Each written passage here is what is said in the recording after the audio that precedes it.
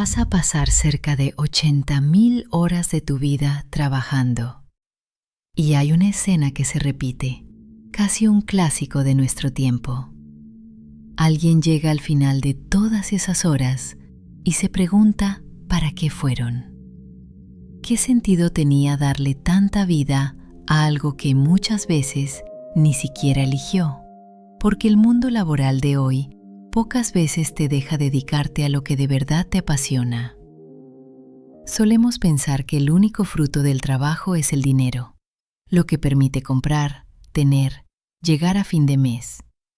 Y es verdad, esa es su dimensión objetiva, lo que queda fuera de nosotros, los bienes que adquirimos.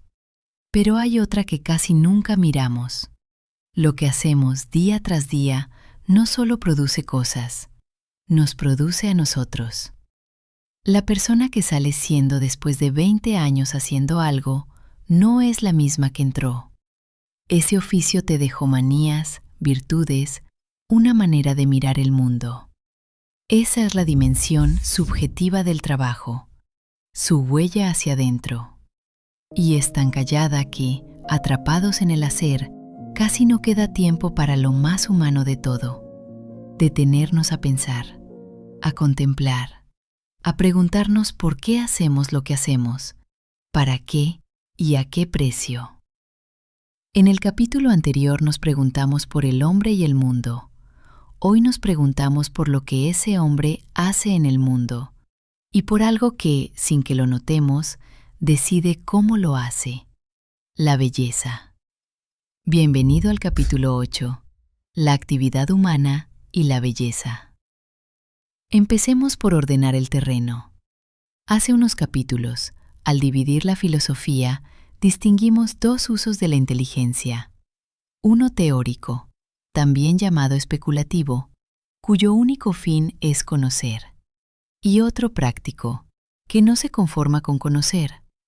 Usa lo que sabe con vistas a una obra o a una acción. Hoy entramos de lleno en ese lado práctico. Y los filósofos antiguos, de tanto observar al ser humano y su actividad, llegaron a una conclusión. Dentro de ese orden práctico caben, en realidad, dos cosas muy distintas, que solemos confundir. A una la llamaron obrar, a la otra hacer. El obrar es el libre uso de nuestras facultades, no para fabricar algo, sino por el solo ejercicio de la libertad. Depende de la voluntad, que por naturaleza tiende al bien, y los escolásticos decían que es inmanente. No deja una obra fuera de ti, te deja huella a ti. Cuando eliges decir la verdad aunque cueste, o ayudar a alguien sin que nadie te vea, no produces ningún objeto, pero sales de ahí siendo un poco más justo, un poco más valiente, o justo lo contrario. Cada decisión libre te perfecciona o te empeora. Por eso el terreno del obrar es el de la moral, la bondad o la maldad de los actos humanos. El hacer es lo opuesto. Mira hacia afuera. Produces un objeto, una silla, una melodía, un argumento, orientado a un fin concreto, y lo que se juzga es la perfección de ese objeto, no la tuya. Y fíjate en algo casi incómodo. Un carpintero puede ser un genio con la madera y una mala persona. La mesa saldrá perfecta igual. El arte perfecciona la obra, no a quien la hace. Por eso el terreno del hacer no es la moral, sino el arte. Obrar y hacer. La moral y el arte. Y cruzándolos por encima, un tercer problema que los antiguos ni siquiera colocaban del lado del arte, sino de la metafísica, la belleza. 3 grandes problemas para un solo capítulo. Vamos a recorrerlos uno por uno. Empecemos por el obrar. Desde el periodo clásico, en los siglos V y IV a.C., distintos pensadores empezaron a preguntarse en serio por los actos humanos, por su clasificación, sus principios, sus condiciones. Unas preguntas que siguen vivas hoy. ¿Cuál es el fin último del hombre? ¿En qué consiste la felicidad? ¿Qué papel juegan el placer y el dolor en una buena vida? ¿Se puede enseñar a ser bueno o con eso se nace? Ya Sócrates hacía del autoconocimiento, conócete a ti mismo, la tarea moral por excelencia. Y con Platón y Aristóteles, el estudio de los actos humanos, la ética, se integró por fin de forma sistemática a la filosofía. Para ellos, además, la ética no era un asunto privado. Aristóteles la pensaba dentro de la vida en común y dividía la ciencia de los actos humanos en 3 círculos que se abren uno del otro. El hombre como individuo, la ética en sentido estricto. El hombre en su casa, lo que llamaba economía, y el hombre en la ciudad, la política. Ser bueno para un griego no se entendía a solas. Eras bueno en una familia, en una comunidad, en una polis. Y la felicidad no era un rato de placer, sino una vida entera lograda a fuerza de buenos hábitos. Después llegó la época helenística y con ella las grandes escuelas morales.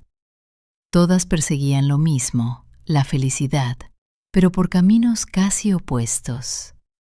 Los epicúreos la buscaban en un placer sereno, que es más bien ausencia de dolor y de miedo. Los estoicos, en vivir conforme a la razón y aceptar con temple lo que no depende de ti. Los cínicos, en tirar por la borda las convenciones y bastarse con casi nada. Cada escuela no ofrecía una teoría de escritorio, proponía un estilo de vida entero, una receta para vivir. Con el cristianismo, el eje se movió. Entró en escena el pensamiento hebreo y su idea de una ley dictada por Dios. A las 4 virtudes que venían de Platón, prudencia, justicia, fortaleza, templanza, se sumaron 3 nuevas, las teologales, fe, esperanza y caridad. Y con ellas, la idea de que hay una felicidad natural en esta vida, pero que la plena, la beatitud, solo llega después de la muerte. Fue entonces cuando estalló, con toda su hondura, el problema de la libertad. Si Dios todo lo sabe y todo lo puede, ¿soy de verdad libre? ¿Cuánto me condiciona el pecado original? ¿Existe la predestinación de las almas? Y su hermano incómodo, el choque entre la conciencia y la ley. Se distinguió entre la ley eterna, la natural y la positiva, la de los hombres, y se preguntó, ¿hay que obedecer una ley injusta?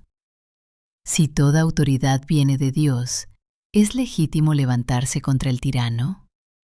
Preguntas que no han perdido ni un gramo de actualidad.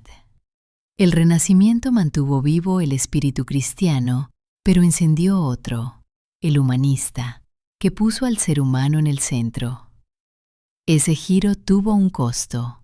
Fue soltando a la ética de la comunidad. La vida en común seguía importando, pero sobre todo en la medida en que afectaba al individuo.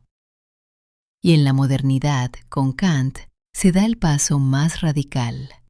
La ética se declara autónoma. Ya no recibo la norma de fuera, de la costumbre, de la religión, de la autoridad. Es mi propia razón la que debe darse la ley a sí misma. Toda heteronomía, toda ley externa, empieza a mirarse con recelo, casi como una infancia espiritual de la que hay que salir.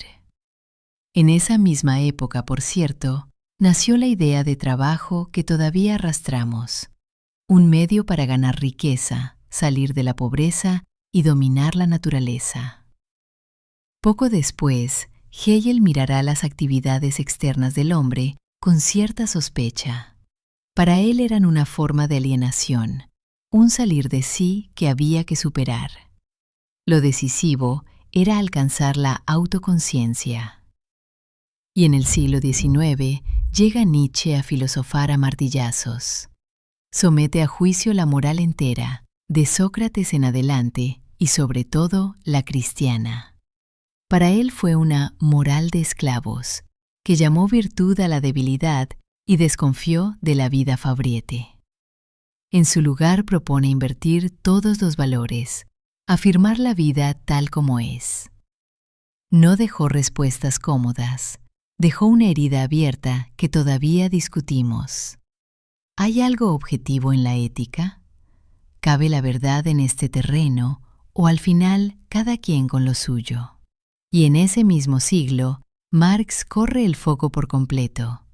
Lo más propio del hombre no sería el obrar, sino el trabajo. Al trabajar, dirá, el hombre se hace a sí mismo y de paso humaniza la naturaleza. Con él, por primera vez, la actividad humana se piensa desde el hacer. Y justo ahí nos vamos. Cuando hoy decimos arte, pensamos en un museo. Cuadros, esculturas, obras hechas para contemplarse. Pero esa idea es muy reciente. La palabra arte viene del latín ars, que traduce el griego tekné, producir, fabricar. Y al principio nombraba la habilidad para hacer casi cualquier cosa bien hecha. En el Renacimiento, arte era la destreza lo mismo para levantar un mueble que para navegar un barco o convencer a un jurado. ¿Qué tenían todas en común? Que se rigen por reglas. El arte era, ni más ni menos, el dominio de esas reglas. Por eso para Platón, el arte no era algo irracional, ni cosa de unos pocos inspirados. Bajo el mismo techo cabían el pintor y el escultor, pero también el sastre, el cocinero y el lógico. Suena rarísimo al oído moderno. ¿El cocinero, un artista? Para un griego, sí, dominaba las reglas de su oficio. La diferencia estaba en el tipo de esfuerzo que cada uno pedía. Las que trabajaban sobre todo con la mente se llamaron artes liberales: gramática, retórica, lógica, aritmética, geometría, astronomía y música. Las que pedían también el cuerpo, artes vulgares o mecánicas. Las que alimentan, visten, dan cobijo, transportan, curan, comercian o defienden. El hacer entonces abarcaba todo lo que el ser humano produce fuera de sí, una silla o un guiso, pero también una melodía, un cálculo, un argumento bien armado. Y aquí conviene un apunte que nos servirá enseguida. Los antiguos no metían el arte y la belleza en el mismo cajón. La belleza la estudiaba la metafísica, y el arte, más enfocado a cómo se produce algo, tenía su propio estudio, la poética, del verbo griego poieo, hacer, crear. Fue la Edad Moderna la que fundió las dos en una sola disciplina, la estética. Pero eso es adelantarnos. Antes, una pregunta para ti, que quizá estás trabajando ahora mismo mientras escuchas. ¿Tu trabajo te parece más un arte, algo que dominas con sus reglas y su oficio, o solo un medio para llegar a fin de mes? Déjalo en los comentarios. Te aseguro que el resto del capítulo resuena distinto según cómo respondas. Lo pregunto porque, curiosamente, el trabajo casi no entró en la filosofía durante siglos. En la antigüedad no era cosa de hombres libres, era de siervos y esclavos, y por eso quedó a un lado, como indigno de reflexión. Hubo que esperar a Marx para que ocupara el centro del escenario. Estudió sus condiciones dentro del capitalismo e hizo una verdadera filosofía del trabajo, desde lo económico, lo social, lo político y lo histórico. Y después, marcados por el horror de las dos guerras mundiales, pensadores como Jaspers, Heidegger o Günther Anders giraron la vista hacia la técnica. Fíjate en el cambio. Los antiguos preguntaban a una actividad si cumplía sus reglas internas, si estaba bien hecha. Después de las guerras, la pregunta es otra. ¿Qué le está haciendo esto al hombre y al mundo? La misma capacidad de hacer que levanta puentes también fabricó las bombas. Y se volvió urgente algo fácil de decir y difícil de cumplir: no separar nunca lo que hacemos, el hacer o el obrar, de su terreno moral. Hannah Arendt dio un paso más y reivindicó la vida activa, que desde Platón vivía a la sombra de la vida contemplativa, como si pensar valiera siempre más que hacer, y distinguió en ella tres cosas que solemos amontonar: la labor, lo que hacemos para seguir vivos, que se consume y vuelve a empezar cada día; el trabajo, lo que fabricamos y perdura, ese mundo de objetos duraderos que habitamos; y la acción, lo que hacemos entre los demás, con palabras y hechos, y que ya nadie puede deshacer del todo. Como diciéndonos, lo que haces con tus manos, y sobre todo entre los otros, también te define, tanto como lo que piensas. Y con eso llegamos al tercero, el más inesperado de los tres problemas: la belleza. A primera vista, la belleza parece un lujo. Con todo lo que aprieta en el mundo, ¿de verdad vale la pena filosofar sobre lo bello? Y sin embargo, la belleza está atada a algo que vimos el capítulo pasado: las concepciones del mundo. El arte de cada época, de cada cultura, no cae del cielo. Refleja la visión de la realidad de su artista y de su tiempo. Una catedral gótica y un templo griego no solo son bellos de manera distinta, creen cosas distintas sobre el mundo. Dime qué te parece bello, y estarás diciendo, sin saberlo, qué crees que es el mundo. Y hay otra razón, más simple. Si la filosofía estudia toda la realidad y la belleza forma parte de ella, entonces preguntarse por qué existe, qué significa y cuál es su fundamento es de lo más natural. Empecemos por deshacer un enredo. Usamos belleza para lo abstracto, la idea, y bello para la cosa que la tiene. Pero igual que con el arte, el concepto era mucho más ancho en la antigüedad que hoy. Belleza no nombraba solo cosas, figuras o sonidos bellos, sino también pensamientos y costumbres bellas. Una vida entera podía ser bella. Incluía, de un tirón, lo que hoy separamos en ética y estética. Fueron los sofistas quienes empezaron a estrecharlo, reduciendo lo bello a lo que resulta placentero a los ojos o a los oídos. Y aunque ese sentido acabó imponiéndose, el ancho nunca se perdió del todo. Los griegos tenían incluso dos palabras finas: simetría, para lo que agrada a la vista, y armonía, para lo que agrada al oído. Y desde los pitagóricos, en el siglo V a.C., se formuló una idea que aguantaría casi hasta la modernidad: la belleza está en la proporción, en el orden de las partes y en cómo se relacionan entre sí. Los pitagóricos lo descubrieron con música. Una cuerda dividida en proporciones simples suena en armonía. Las proporciones complicadas en ruido. Lo mismo que ordena un acorde, ordena un templo, un rostro, un cosmos. Por eso la belleza no era solo cosa de los sentidos, era a la vez objeto de la inteligencia. Siglos más tarde, Santo Tomás lo afina con tres condiciones: integridad, que a la cosa no le falte nada de lo que debe tener. La inteligencia ama al ser. Proporción, que sus partes guarden orden. La inteligencia ama el orden y la unidad. Y sobre todo, claridad, el brillo, porque la inteligencia ama la luz y lo inteligible. Para él y para los suyos, la belleza era un cierto resplandor de las cosas. El resplandor de la verdad para los platónicos, del orden para San Agustín, de la forma para Santo Tomás. Y no un adorno casual. La belleza del mundo era el reflejo de una inteligencia que así lo había dispuesto, tanto que la contaban entre los trascendentales. ¿Te acuerdas cuando hablamos del ser? Una propiedad de todo lo que existe por el solo hecho de existir, como el uno, lo verdadero y lo bueno, también lo bello. Es más, la belleza era el resplandor de la concordancia entre esos tres, el bien, la verdad y la unidad. Guárdate ese detalle.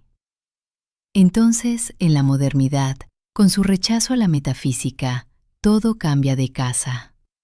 Nace por fin esa disciplina autónoma que une la belleza con el arte, la estética. Pero en el siglo XVIII llega la sospecha, y es de fondo.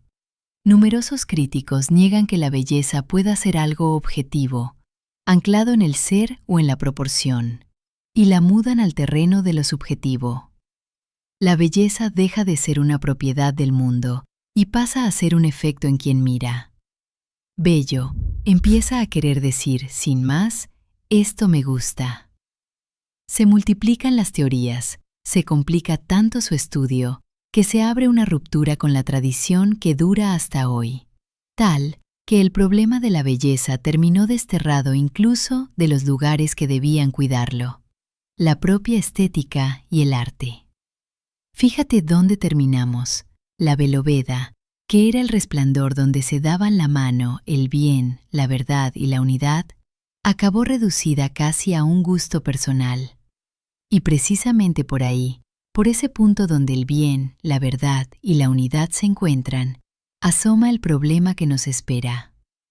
Recojamos primero lo andado. Recapitulemos. Empezamos en algo muy cotidiano, esas 80.000 horas de trabajo y las dos caras de todo lo que hacemos, lo que produce fuera y lo que produce en nosotros. De ahí salieron dos actividades que conviene no confundir. El obrar, que mira hacia adentro, no deja obra fuera de ti, y es el terreno de la moral. Y el hacer, que mira hacia afuera, produce un objeto, y es el terreno del arte. Recorrimos el problema del obrar a lo largo de la historia. El autoconocimiento de Sócrates, la ética sistemática de Platón y Aristóteles, las escuelas helenísticas y sus caminos a la felicidad, la libertad que estalla con el cristianismo, la ética autónoma de Kant, la sospecha de Hegel, el martillazo de Nietzsche y el giro de Marx, que puso el trabajo en el centro. Después, el problema del hacer, el arte como dominio de reglas, mucho más ancho que un museo, las artes liberales y mecánicas, el trabajo que tardó siglos en entrar a la filosofía, la técnica y sus sombras tras las guerras, y Arendt devolviéndole dignidad a la vida activa. Y cerramos con la belleza, de la proporción de los pitagóricos al resplandor de Santo Tomás, de la belleza como propiedad del ser, un trascendental como el uno, lo verdadero y lo bueno, a su mudanza moderna al terreno del gusto. Tres problemas que al final se tocan. Lo que haces y lo que te parece bello dependen de cómo ves el mundo y repercuten en quién llegas a ser. La actividad y la belleza no eran temas menores, eran otra forma de preguntar por el hombre. Si este recorrido te hizo mirar distinto tu propio trabajo, suscríbete. Estamos construyendo toda la filosofía desde cero, capítulo a capítulo. Y cuéntame en los comentarios, ¿tu trabajo es para ti más un arte o más un medio? Porque quedó algo latiendo bajo la belleza, ese punto donde el bien, la verdad y la unidad se encontraban. ¿Tiene un nombre? ¿Hay algo o alguien en quien todo eso coincida? A esa pregunta le dedicamos el próximo capítulo, el problema del absoluto. Te espero ahí.